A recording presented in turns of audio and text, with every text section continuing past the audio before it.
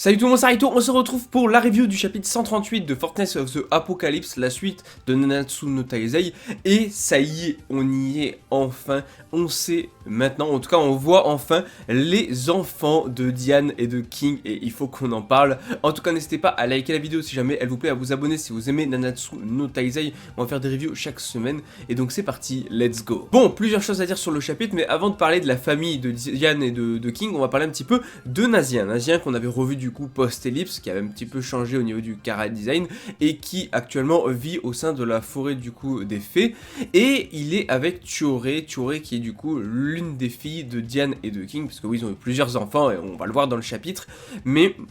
en tout cas, elle est avec Nazien et tout, et Nazien qui est toujours en train d'essayer de trouver des remèdes et tout pour récupérer Perceval, puisque Perceval est maintenu, son corps est maintenu en tout cas dans la forêt, exactement à l'instar de Hélène où le corps était maintenu à l'époque. Ben là on a Perceval qui a les cheveux d'ailleurs super longs, qui a quand même beaucoup changé mine de rien, ses cheveux ont beaucoup poussé, donc son corps a quand même grandi, a quand même évolué, et il est tout simplement ici, et Nazien qui essaie de trouver des remèdes pour le soigner, pour le sauver, donc c'est assez sympa de voir ça, et effectivement tu aurais dit c'est un peu égoïste de la part de Perceval de ne pas revenir, parce que c'est pas vraiment qu'il est mort, c'est juste que son esprit ne voulait pas revenir pour ne pas blesser les autres, et c'est qu'on peut penser que c'est égoïste, mais en réalité depuis le début, enfin il le fait pour Nazien, il le fait pour Anne, il le fait pour un petit peu tout le monde, mais c'est sympa aussi parce que ça va permettre du coup d'émettre une grosse théorie, et en fait finalement c'est quelque chose auquel on pense depuis longtemps. C'est premièrement que peut-être du coup Nazien est une fille, c'est une première possibilité, et surtout que c'est potentiellement en réalité l'enfant de Diane et de King. Voilà, c'est quand même une grosse théorie qui finalement circule. Déjà il était lié au géant avec la géante qu'on a vu au début et tout, et en fait il y a des éléments dans ce chapitre là qui vont dans cette direction là, en tout cas qui vont dans le fait que Nazien pourrait être leur enfant, donc on verra avec le prochain chapitre. En tout cas voilà, il est convoqué et tout, et on va revoir Diane, on va revoir King. Je suis trop content parce qu'en fait on va même voir la famille entière, donc on voit le roi des fées, on voit la reine des géants, donc on voit Diane et King sur une sorte de trône assez stylé, avec une très belle page où on voit tous leurs enfants,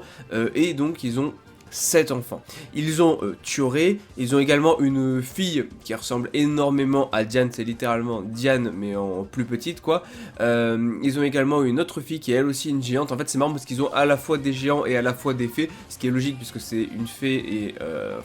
oui une fée et un géant, une géante qui du coup ont eu des enfants, donc logiquement pour équilibrer on a en fait on a 3 fées, 3 géants et un gars qui ressemble à un humain plus qu'à des fées ou des géants, qui est d'ailleurs assez insupportable dans le chapitre. Donc on va en parler, c'est je crois Merti, je crois qu'il s'appelle un truc comme ça. Et donc du coup, c'est très intéressant, on voit enfin du coup ça. Donc c'est vraiment, il y a 3 géantes et 3 fées. 3 fées, Chioré, 2 autres et un gars effectivement comme j'ai dit. Donc Nazien est là, et en fait Nazien explique, enfin déjà ils expliquent un petit peu qu'il est là sur ordre du roi, donc du capitaine ils disent. Le capitaine pour eux c'est le capitaine Méliodas, donc le roi, qui du coup a demandé à ce qu'il garde Perceval et ce que Nazien puisse rester ici. Et en fait justement quand il les appelle roi des fées, tout ça et tout, ils sont en mode pas la peine d'être aussi formel, appelle-nous juste Diane et King. Et justement à un moment ils ont un regard, en fait Diane et King assez vide, assez froid entre guillemets, en regardant Nazien,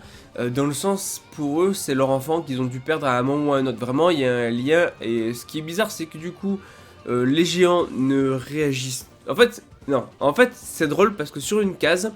on a du coup 3 persos qui comprennent pas de quoi est-ce qu'ils sont en train de parler quand justement ils font un visage un peu chelou et qui disent est-ce que tu vas bien sur le plan de la santé et tout. On a 3 personnages qui ne comprennent pas trop ce qui se passe, c'est 3 géants, et par contre du côté des fées, il n'y a pas de point d'interrogation, peut-être parce que justement les fées logiquement sont censées savoir lire dans les pensées, donc peut-être que du coup les fées sont déjà au courant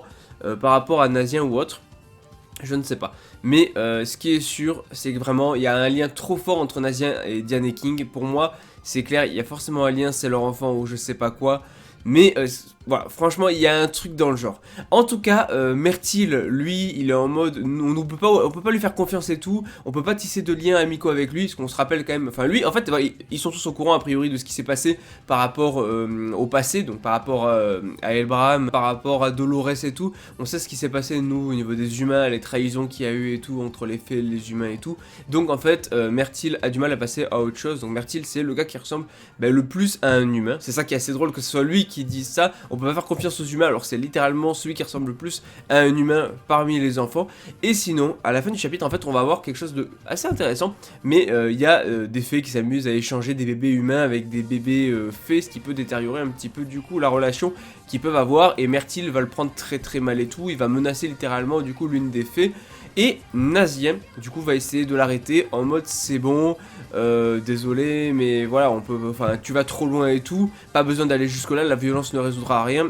et donc du coup ça part sur peut-être un potentiel combat entre Nazien et Myrtille.